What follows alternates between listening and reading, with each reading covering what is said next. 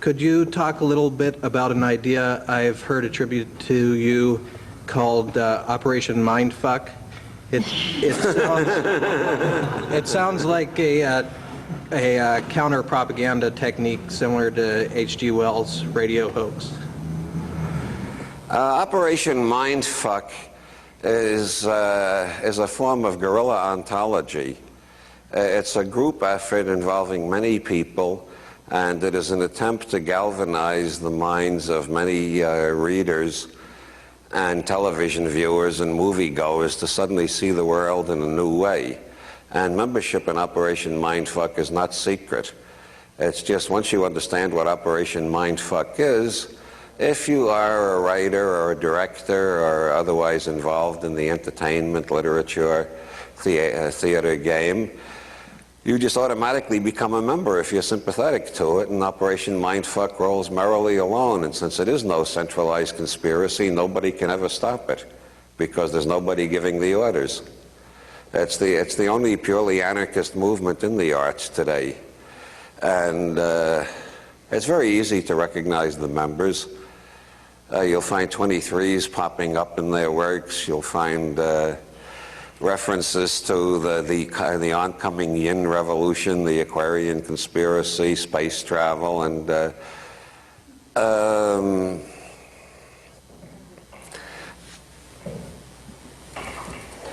there's an old Italian proverb: when four sit down to conspire, three of them are fools and the fourth is a government agent. And so I don't believe, and I believe with modern surveillance techniques, that's more true than ever. And any overt action against the power structure is doomed to failure because of the techniques of control that have been developed. But the anarchistic impulses of art cannot be governed. I think more and more of the culture shapers are becoming part of Operation Mindfuck, and the whole world is having its mind fucked. And I'm very happy that I can play a humble part in this noble endeavor.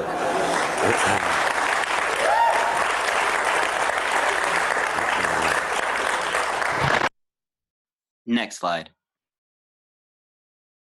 The Discordians were the forebearers of a later joke religion and fellow traveler of Discordians, and this is the Church of the Subgenius.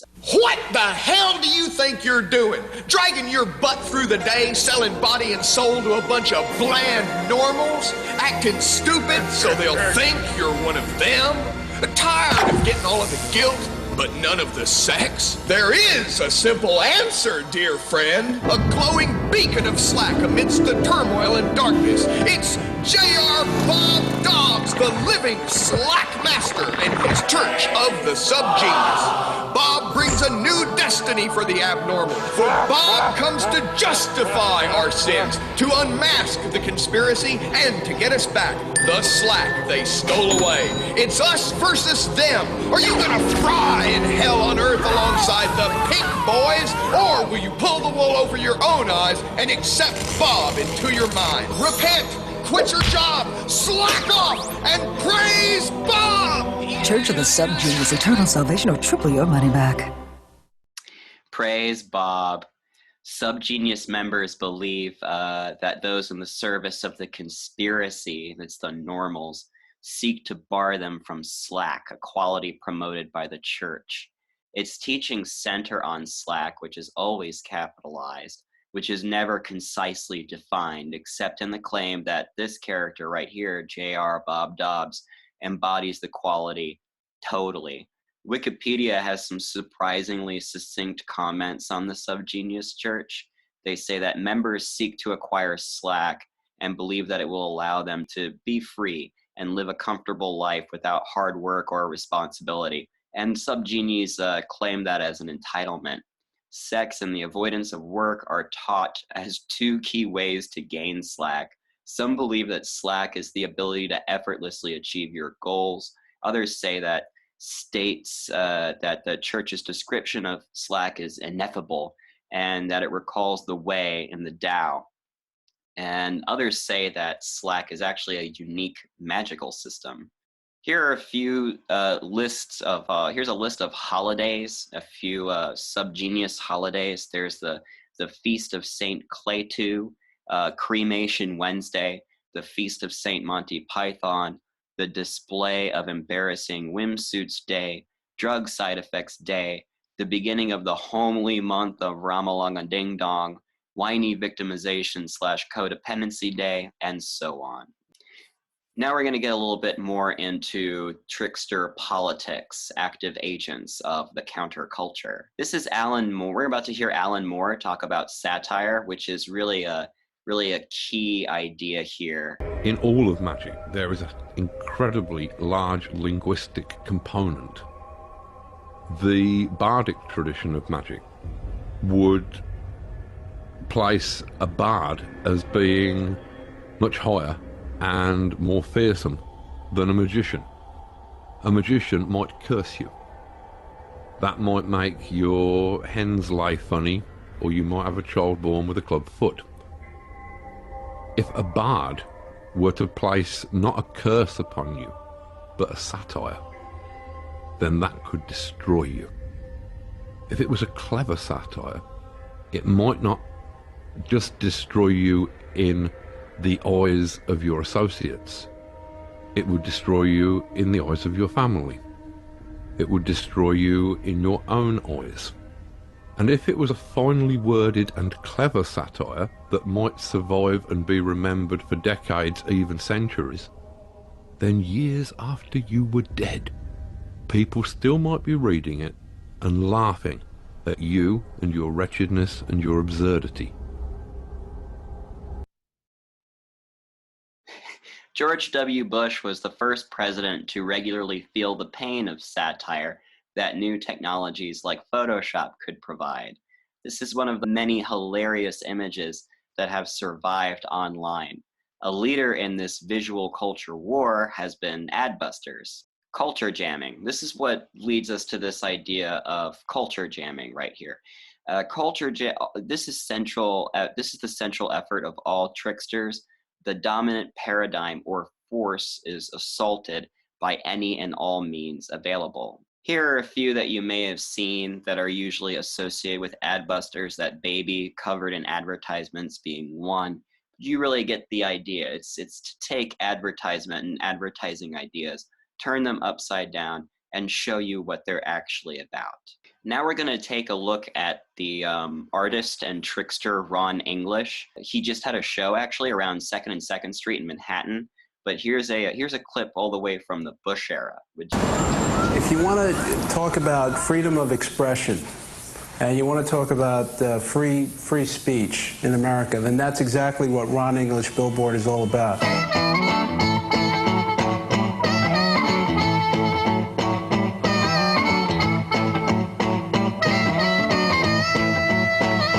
Initially, the billboards I did were very surrealistic in nature, and they were intended as works of art given away free to the public.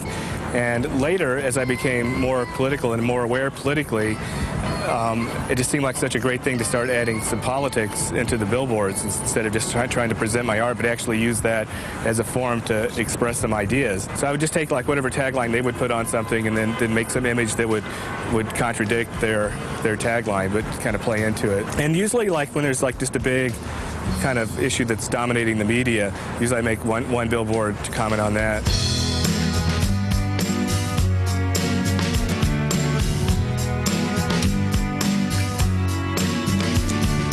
Legally, I don't have the right to do this, but I do, as a proponent of free speech, have an obligation to do this. And I think what a lot of people don't understand, especially in a capitalist society, is the corporations always argue he's infringing on our rights to free speech. We paid money for those billboards. We own those billboards. He is infringing our right to free speech. Corporate speech and free speech are two different things. Corporations don't deserve free speech. People deserve free speech. Corporate America has a license to bombard you with whatever images they so choose and please. So there's always a check and balance. And the check here, or if you want to try the equalizer, and it's in a very small way, is that Ron will take images that you're being bombarded with and basically incorporate some other theme, whether it's political or the statement that he's trying to make. And if you're so used to seeing these billboards all the time, all of a sudden you look at a Ron English billboard, you'll do a double take. We can't go change every billboard, we can't change every ad, but if we can put one up there that you see, so you see 1,000 marble ads and then you see one anti-marble ad, the next time you see the marble ad, that's gonna, that's gonna be your next association. You're gonna go, Marble Man, death, Marble Man, death. I love that, Marble Man, death, Marble Man, death. This is one of my personal favorites from Adbusters. That is likely because it's likely the most immediate and unwaveringly cruel, and it's truly an unforgettable reminder of what's really going on just beyond the veil of wealth-powered PR. Culture jamming is a contemporary phrase for the age-old activity of taking someone or something in power down a peg. Well, of course, I believe that I paved the way for Donald Trump. I've brought ridiculousness to politics, and he saw an opening, and he jumped on in there. That was Vermin Supreme, who always runs for president. I really love him. We're all familiar with this now, as culture jamming became a central fixture on The Daily Show and later The Colbert Report. And though they were far from the first, these shows really made it part of the living room and part of a whole generation. The court jester comes in and gives us an angle on the reality that some authority is trying to press upon us. And it often is deeper and more nuanced than any message that power attempts to spread. And this ended up with other outfits like The Onion, but weirdly, The Onion actually went on to predict things that actually unfolded in the real world. That was when I knew the universe was made out of chaos and bullshit. Is life imitating art, or is art imitating life? Well, only one man can really answer that setup, quite honestly. Oh yes, the dumpster. And yes, it's a bad look, no doubt, but as comedian John Oliver points out, at least our culture jamming free press is still free enough to do things like this.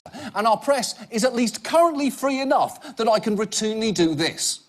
Donald Trump, America's wealthiest hemorrhoid. America's walking, talking brush fire. Rome burning in manform. An ill-fitting suit full of chickens coming home to roost. Twitter's id made manifest. This sentient circus peanut. A racist voodoo doll made of discarded cat hair. A clown made of mummified foreskin and cotton candy. Upside-down piece of candy corn in a wig made of used medical gauze. A clear plastic bag filled with cheeseburgers and Confederate flag belt buckles. An old piece of luggage covered in cheese whiz. A kidney dropped on the floor at a supercuts. He is basically what happens if The Secret gets into the wrong hands.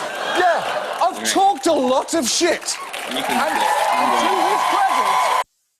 I'm glad you like that. Yeah, it's hard not to hold an opinion that Trump is indeed the worst president ever, and that's largely because he is utter chaos and lies. But that inevitably means something very important. Yeah, President Trickster. He is the trickster president. We saw a kind of trickster activism earlier, but here we find the power and office-wielding end of that polarity, the politician trickster, because Trump is far from being the first politician to be accused of trickery.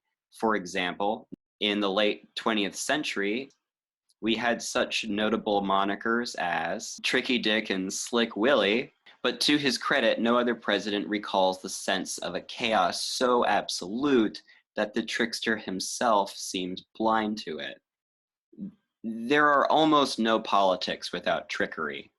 Few carry out their politicking without sleight of hand, hyperbole, misdirection, lying, manipulation, and so on.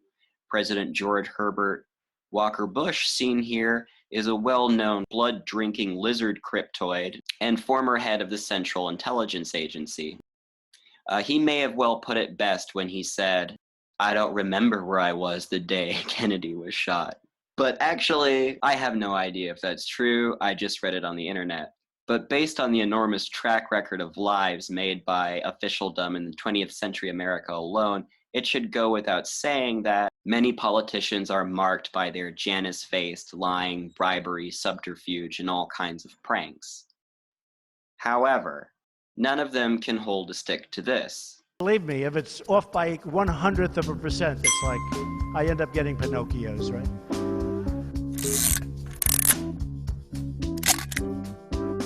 We're the highest taxed nation in the world. We're one of the highest taxed nations in the world. We're the highest taxed nation. We are the highest taxed nation in the developed world, and I think the undeveloped world too.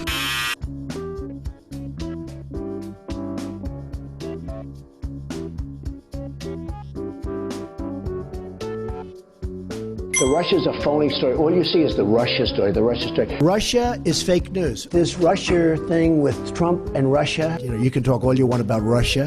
They do the Russia, the faux Russia. I call it the fake Russia story. It's an excuse for the Democrats losing the election. So they made up this Russia thing to try and deflect because they're embarrassed by what happened.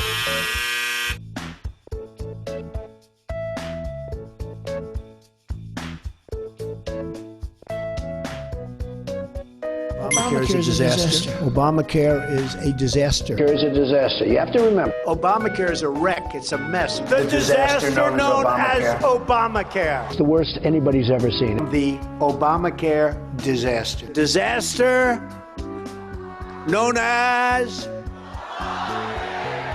That was easy.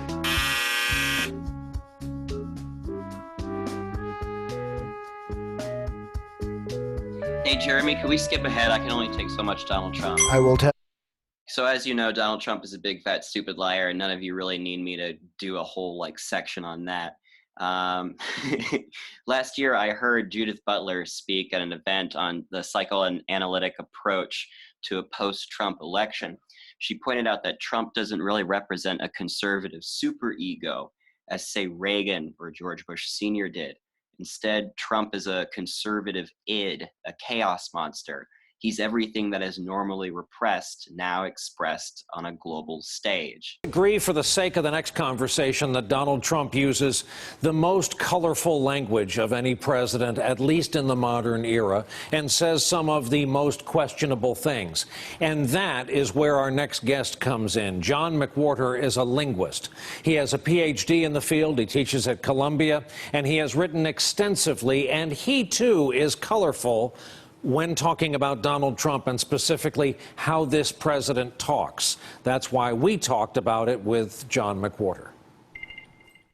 Professor, thank you for joining us. Thank you, Brian. I've been wanting to ask you, what is your linguistics definition of this president? Donald Trump linguistically is unadorned. This is the basics. This is what language was undoubtedly like when it first emerged among people who didn't have writing and were first getting their verbal sea legs. This is where it started. And so in that way, as in so many others, Donald Trump is an original. That would mean that education and schooling has had no effect on his use of language. He's quick to remind us that he went to the best schools. And he learned nothing in them. He speaks like someone who paid no attention to one of the goals of education, which is to refine our natural inborn proclivities of speech, which are great for casual circumstances. But he uses those same ways of speaking in what most of us used to consider formal and important circumstances. I think in your line of work they call it a tag, when something is added to the end of the traditional sentence. So often he will tag a sentence with believe me, an enforcer, something he thought was lacking in the original sentence. It's that he's reinforcing, and also he's using oral speech, where what we're always doing is we're checking to see that the other person understands what we're saying, that they're in the same boat that we are. So that's what you know is. That's what things like LOL can be in texting. He does that too, but once again, it's not in texting. He's doing it in formal circumstances, which means that he never leaves the realm of the casual when he speaks, which is unlike even, say, indigenous societies where there's no such thing as reading or writing yet. There's always a high way of talking and a low way of talking. The chief doesn't just get up and run his mouth. Ours does. There's a friend of our broadcast, Eli Stokols, who works for the Wall Street Journal, who has covered him now for some time, and says about Donald Trump there are visual and audio tells that he peppers his speech with, where if you know what's coming, you know what's coming. I want to run a montage of a Trump phrase, "people don't know." And in Eli Stokols' reading of it, "people don't know" for Donald Trump means "I just learned." Here's the examples. France is America's first and oldest ally. A lot of people don't know that. Our first Republican president, Abraham Lincoln, ran his first campaign for public office in 1832. Great president. Most people don't even know he was a Republican, right? Does anyone know? A lot of people don't know that. People don't realize we are an unbelievably divided country. Now, I have to tell you, it's an unbelievably complex subject. Nobody knew that health care could be so complicated.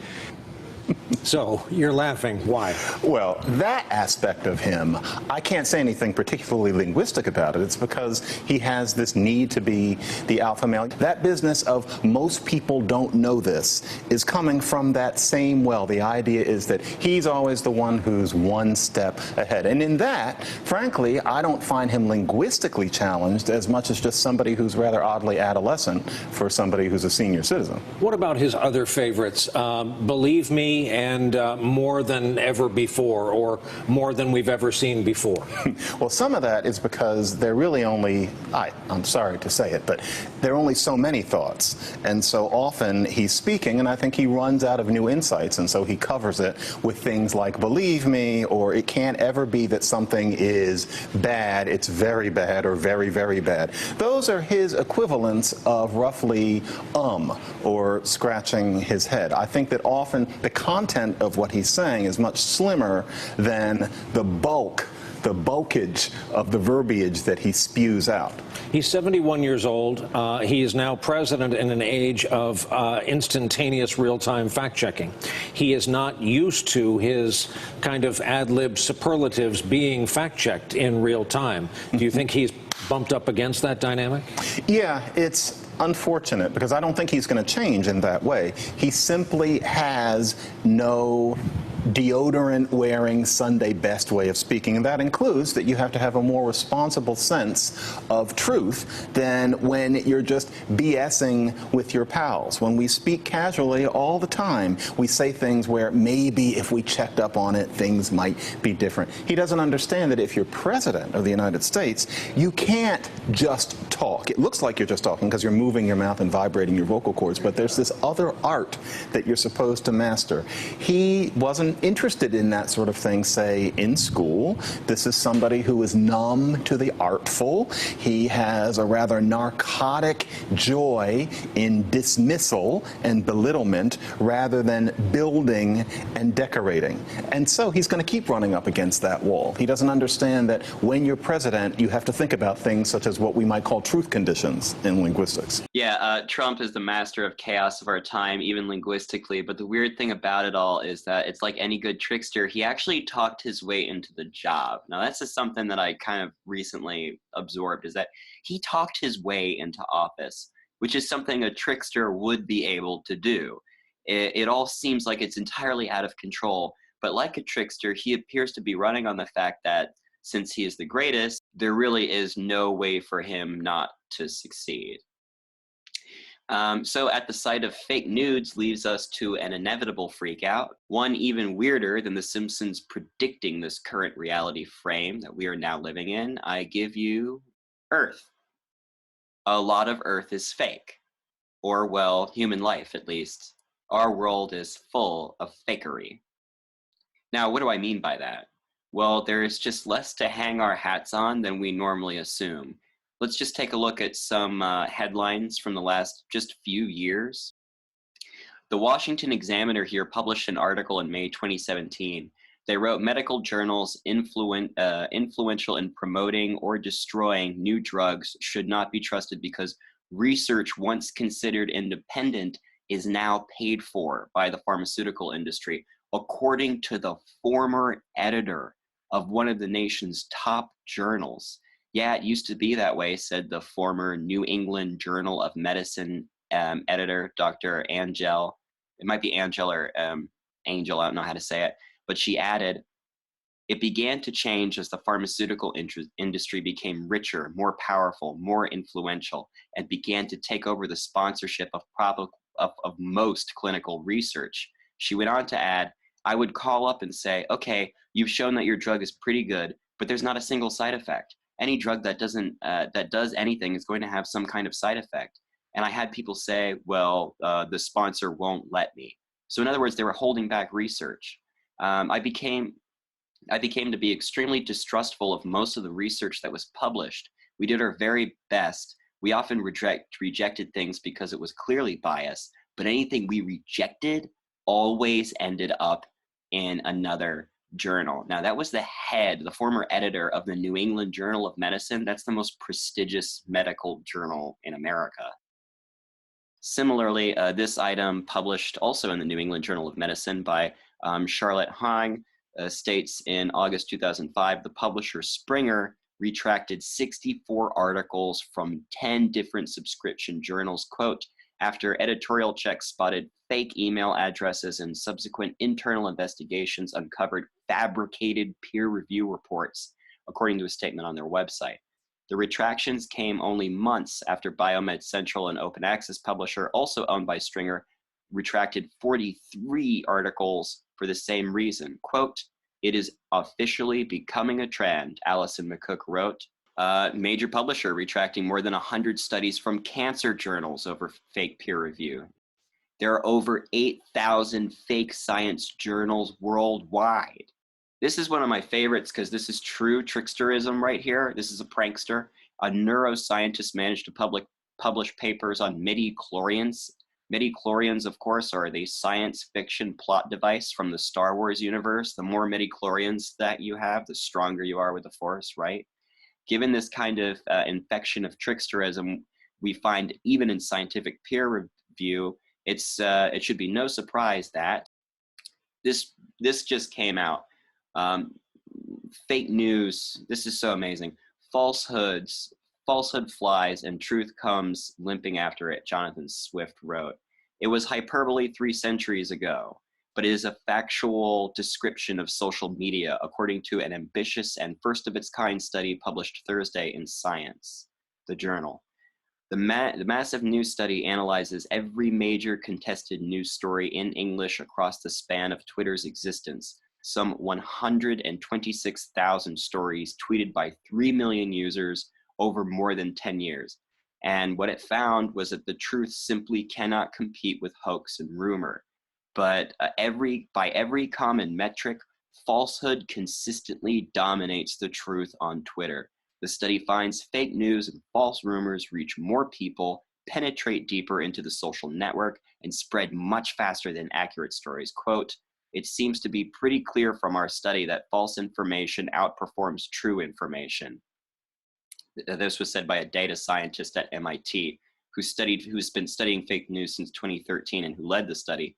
He also said, and this is not just because of bots. It might have something to do with human nature. The study has already prompted alarm among social scientists.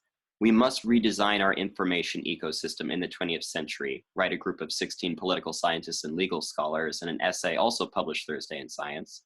They call for a new drive of interdisciplinary research to reduce the spread of fake news and to address the underlying pathologies. There's a lot of attention around Sinclair Broadcasting and its conservative bent. This is a company that owns stations all across the country. And last month I reported that the company was mandating its local stations to produce these media-bashing promos. There's been a lot of angst in local newsrooms about this. Now we're actually seeing the promos, so I want to show you what they look like. This is a compilation courtesy of Deadspin that's gone viral this weekend. Just a little taste of what these promos look like. The sharing of biased and false news has become all too common on social media. More alarming, some media outlets are true without checking facts first. Unfortunately, some members of the media use their platforms to push their own personal bias and agenda to control exactly what people think, and this is extremely dangerous to our democracy. I think you get the idea there. Yeah, you get it. This is why when it comes to human reality, it's hard not to come to the conclusion that, indeed, everything is fake. Moving on. Now we're going to get to everybody's favorite. The trickster and the paranormal. So you guys just had everything with the political and the myths and like media propaganda and fake news and all this kind of stuff. Now let's get into like the fun stuff that I guess everyone knows I'm really kinky for. So let's let's take a look at the trickster and the paranormal. And you really can't describe the paranormal without describing the trickster, which is what we're going to get into in this section.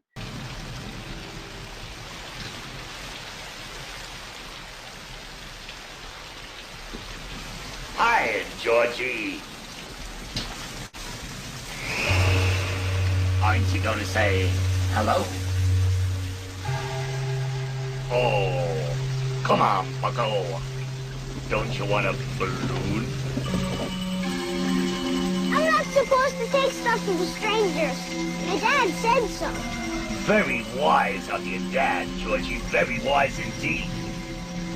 I, Georgie, am Pennywise the Dancing Clown. You are Georgie. So now we know each other.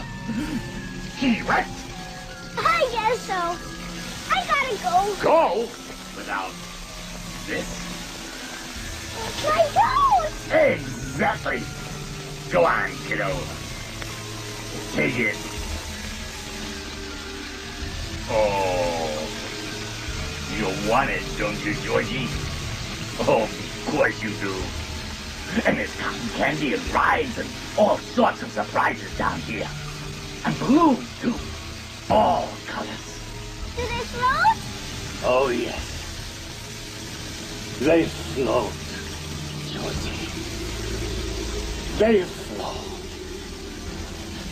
And when you're down here with me, you float down! You're no evil. Sorry, I can't help myself. I know a lot of people hate that. The scary side of the trickster. The trickster is as humorous as it is often offensive. It is always disorienting, but sometimes it is disturbing, unsettling, terrorizing, horrifying, weird. These are in many myths and folklore, of course.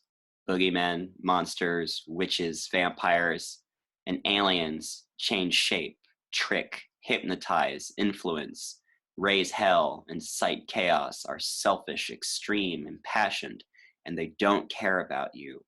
And they don't care about how much pain that they can inflict on you. Experiencing paranormality, as I'll call it, or paranormalism, is always very strange. Individuals and groups that first experience and report paranormal episodes often have not just effects on them and their immediate family, but their friends and also the larger social systems as well.